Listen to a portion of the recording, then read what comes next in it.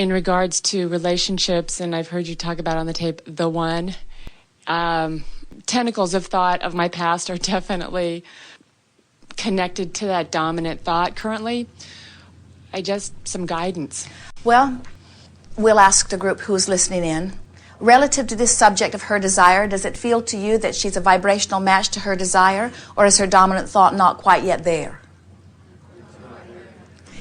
It gets pretty easy when someone says the relationship that I want hasn't happened yet. Anyone who knows about the laws of the universe knows that you must not be a vibrational match to it, but you can still feel it. But in this situation, this is something that you can do something about. You do have the ability to reach for a better feeling thought in this case. In other words, you can create a virtual reality and make what you are wanting your dominant thought in this case.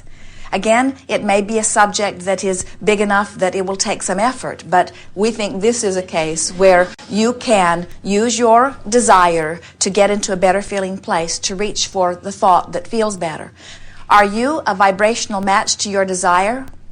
Or is the dominant thought relative to the subject of a mate a match to your desire, or more a match to what has been happening? And you say, well, it's a match to what has been happening. Right. So now, just use this new terminology. We think that it will jump you into a new place. Begin saying, when you find yourself feeling discouraged or lonely, just say to yourself, I can feel that my dominant thought, the thought that I'm practicing right now, right in this red hot minute, is not a match to my desire. Now let's see. And somebody should do something about that. Let's see. Maybe I can do something about it. We watch you. You are solution-oriented. You have never seen anyone come up with more ideas. Esther completely tore the entire inside and outside of the motorhome apart within about 5 minutes looking for something to stick in that hole. You never saw anybody with so many ideas. She had the caps off of everything, the plugs out of everything. She had a basket of possibilities that she brought to Jerry. The solutions begin coming right away. We see how eager you are for solutions, and what we're suggesting is, with the same sort of fervor to make it work, that you begin reaching for a thought that feels good, and you reach for it so often that you make it the dominant thought. We want to sort of dissolve all of that and help you to realize that it's not possible for you to get from a place that you don't want to be to a place that you do want to be. Because if you are so aware that you're in a place that you don't want to be, there's a dominant vibration about where you don't want to be. And so you have to get to the place where you're not considering where you are or even the transfer to the new place. You just have to practice being in the new place until it feels more familiar than being in the old place, until the new place is the dominant vibration. And the good news is, along the way, it's total entertainment. In other words, it can be so much fun. And in the process of it, you can also uncover different aspects where you might have particular little hang-ups. In other words, that through trial and error and through future virtual realities, you can work the bugs out of those. Yes? One of the hang-ups that I find is a feeling of disconnection. So even if I'm in that lovely setting you're talking about, there's a way I feel like I'm watching it and I'm not there. Well, we understand that, but the more you practice it, the more you will feel like you are there. You get better and better and better at getting inside of your own visions. Take yourself in there and have conversations, talk, offer vocabulary. In other words, say things, hear your own words, listen for their words. You can make it more and more and more real all the time. Many of you resist the idea of it because it feels like fantasy, it feels like fiction. Most of all, it feels like untruth. And you've trained yourself to face reality. You've trained yourself to tell the truth. You've trained yourself to tell it like it is. So in the beginning, these fantasies feel a little inappropriate because it's like you're fooling yourself. Sometimes people will say, well, isn't this just denial? And we say, we hope so. We hope that you are denying the absence that you do not want, and we hope that you are embracing the presence of what you do want. But somehow the idea of denial has become a dirty word to you, like it is virtuous to face the reality of the horror of your own life. And we would be ignoring anything that did not please us. We would get our eyes on what feels good so fast. In other words, we would not spend a moment trying to justify why we're standing in a place that we don't want to be. We would just be taking the ride of the rocket that was born up out of it. And all of you, we want you to relax into the well-being that you so much deserve. We want you to begin practicing those feelings of, this should come to me. It ought to be coming to me. There's no logical reason that it isn't coming to me. Somebody should do something about this. Oh yeah, that's me. Somebody should do something about this. Oh yeah, it's up to me. It's up to me and my virtual reality. And I'm going to do something about it. And next time you find yourself in any fitful mood that doesn't feel good about any subject, whether it's a relationship or money or anything, as you catch yourself in the middle of it and then say, here I am, not matching my own desire. I guess I should do something about that. And then reach to do it. It just gets easier and easier and easier. Your tapes help reach to do it as a backup plan.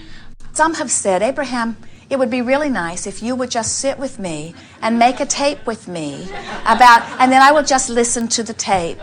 But do you know that your words in your virtual reality are hundreds of times more effective than our words in your virtual reality? You can pick the words and they get to continue to evolve.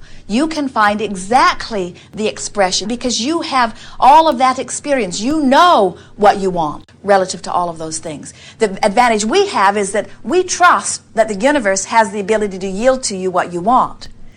You say, well, I know what I want, I just don't think I can get it. We say, you know better what you want, and we know you can get it. And so, just play with it. Be playful about it. Don't do the virtual reality to make something happen. Do the virtual reality to change the dominant thought. We think that this is a step in between. I'm going to change my dominant thought. So, what is my dominant thought? Let's play with some of these for a little bit. We're just going to throw some things out to you. My dominant thought, you're asking yourself, my dominant thought relative to dollars. Is my dominant thought more lack-based, not enough dollars? Or is my dominant thought, I got plenty of dollars? Which is it? And more importantly, which do you want it to be? So if there's a mismatch, you've got some work to do.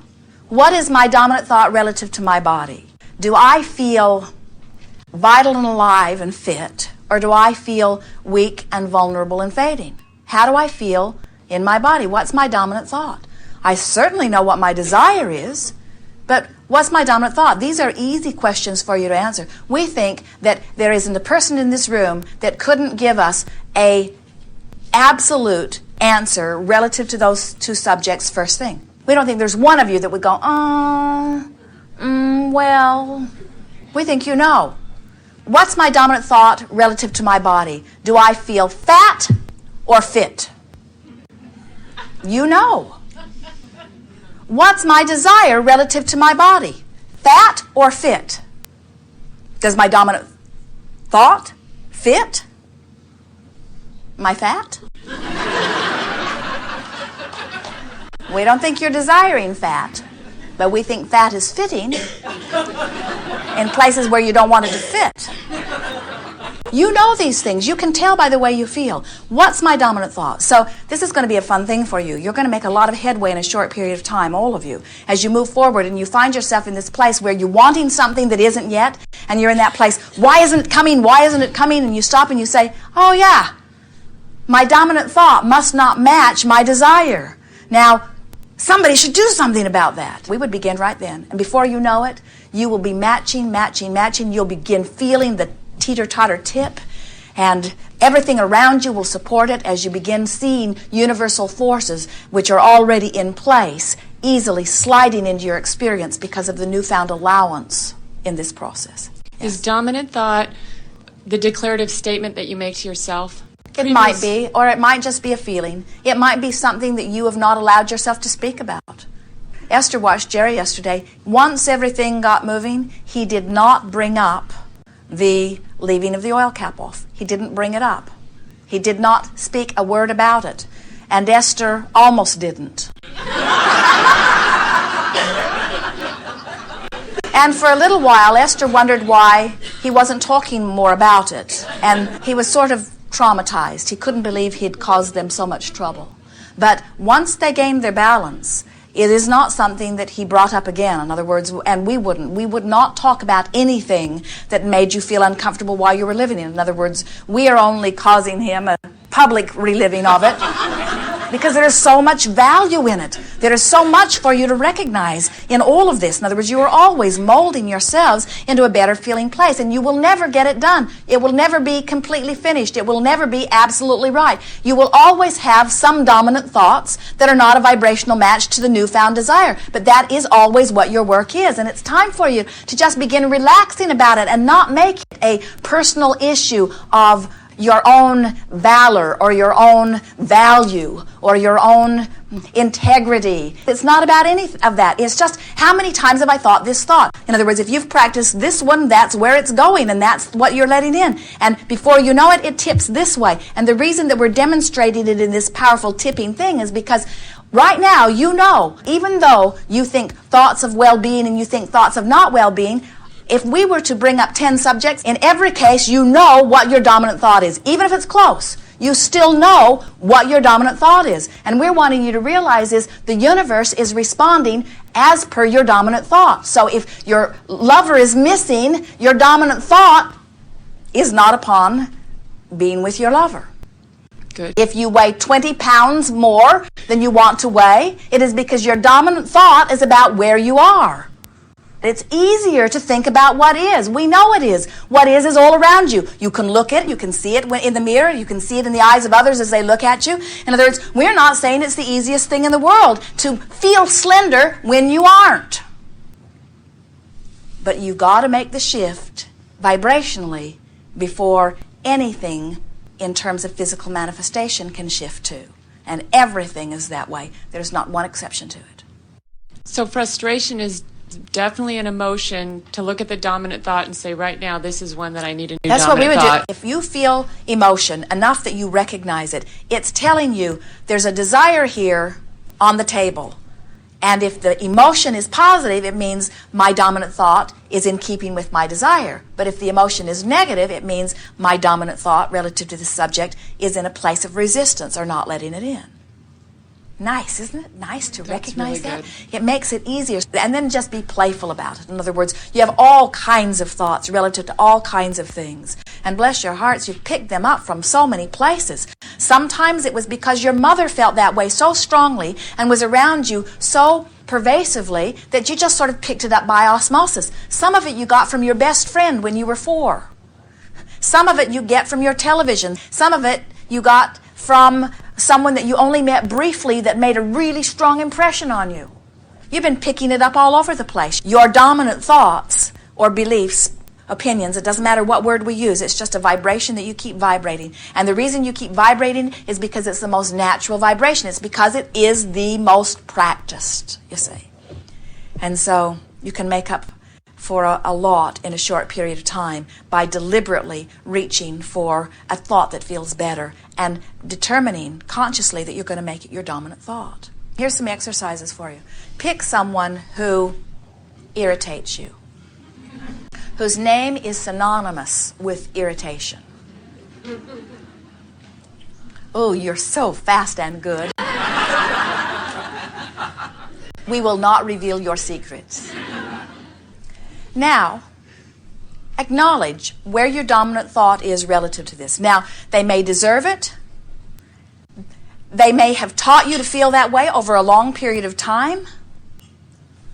But the fact of the matter is, your dominant thought relative to this person is not serving you. Because every time you think about that person and every time that dominant thought surfaces, you are in a place of resisting the well-being that would be there otherwise. Now, some of you would say, that person needs to do something. That person should change. That person should work harder on being easier on my vibration. And we say, the person that needs to do something is not that person. The person that needs to do something is you. If this is a person who comes up in your mind often, and if when it comes up, the dominant thought is one that does not feel good, then you need to do something about that. Now, if it's someone on television, every time you see their ugly face, you can just turn them off. Or every time you hear their annoying words, you can just mute them.